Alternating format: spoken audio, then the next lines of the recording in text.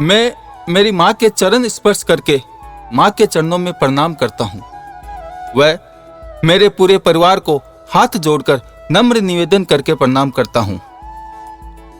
आज मैं परिवार को कुछ शब्द कहने की इजाजत चाहता हूँ। शब्दों में कहने में कोई भूल चूक या बोलने में कोई गलती हो जाए तो परिवार का सदस्य समझकर माफ कर देना। यह बात इसलिए कहनी पड़ रही है कि मेरा परिवार सीमित होता तो शायद यह बात कहने की जरूरत ही नहीं पड़ती, परंतु मेरा परिवार विशाल है। 135 करोड़ इसके सदस्य हैं, जिसमें सबका विचार भाव एक सा नहीं होता है। इसलिए यह बात कह रहा हूं कि बोलने में कहने में कोई भी प्रकार की चूक हो जाए तो क्षमा कर देना। पूरी दुनिया में भारत जैसे सैकड़ों देश है, परंतु मां शब्द किसी भी देश को नहीं लगता है। सिर्फ भारत मां को ही मां शब्द से संबोधित किया जाता है। संसार में मां से पूजनीय दूसरा कोई नहीं है। दुनिया बनाने वाले ने भी मां को ही बड़ा बनाया है। मां ही एक ऐसी है जो अपने परिवार के लिए हर संकट का सामना करती है। जहां मां है वहां परिवार पर कोई भी आंच नहीं आती है। सिर्फ मां की आज्ञा का पालन करना है। मां 9 महीने से लेकर अंतिम तक अपने परिवार की रक्षा करती है, खुद की परवाह किए बिना। आज तक कोई भी आपदा वह बड़ी से बड़ी बीमारी महामारी भारत से संचालित नहीं हुई है। वो सब बाहरी देशों से ही आई है। और जब जब ऐसा हुआ है तब तब मेरी भारत मां ने व पूरे परिवार ने डट के मुकाबला किया है और हम विजय हुए हैं। अतः मेरी पूरे परिवार को हाथ जोड़कर विनती है कि भारत मां की आज्ञा का उल्लंघन ना करे। यह बीमारी यह महामारी अपने आप भाग जाएगी।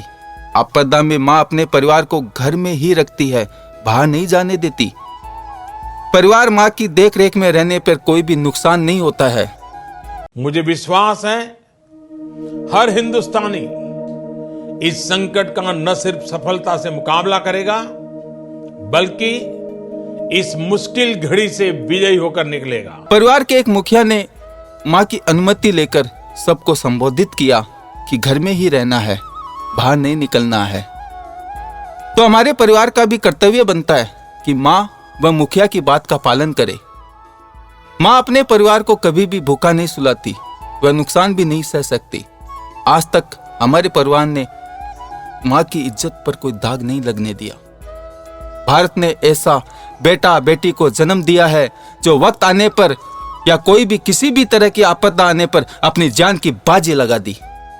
मां बहनों ने जीते जी चिता में अपनी कुर्बानी दे दी। भारत मां की इज्जत के लिए, शान के लिए बेटा बेटियों ने अपनी जीवन की बलि दे दी।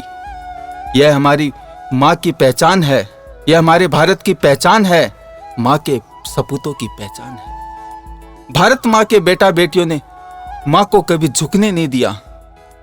तो हमारे परिवार का भी कर्तव्य बनता है कि मां की आज्ञा का व परिवार के मुखिया की बात मानने का। यदि मां व मुखिया की बात का हमारा परिवार पालन करता है तो कोई भी आपदा, संकट, बीमारी मां के सामने छोटी पड़ जाती है। वह अपने आप विवश होकर भाग जाएगी। भारत मां ही एक ऐसी मां है जहां जब जब संकट या कोई भी बड़ी से बड़ी आपदा आई है तब तब भगवान ने अवतार लिया है। जी हां, भगवान को अवतार लेना ही पड़ा। हमारी भारत मां ही एक ऐसी मां है जहां भगवान भी आने को विवश हो जाते हैं। वह आज तक जितने भी अवतार हुए हैं वह हमारी भारत मां की गोद में हुए हैं। भगवान को भी हमारी मां की गोद ही अच्छी लगी। हमारे परिवार में जन्म लेना अच्छा समझा। तो मैं मेरी मां और मेरे परिवार की जितनी भी तारीफ करूं उतनी कम है।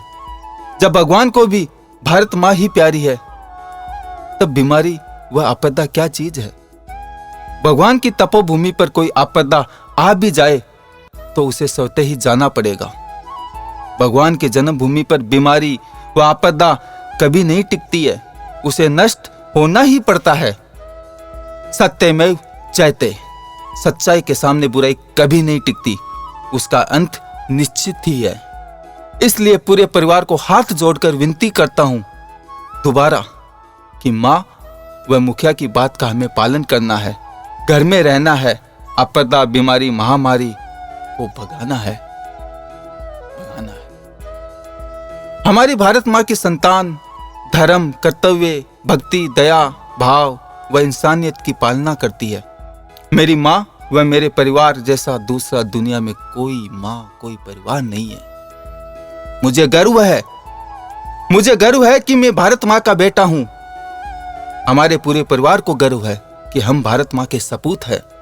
हमारी भारत मां जैसी दुनिया में कोई मां नहीं है।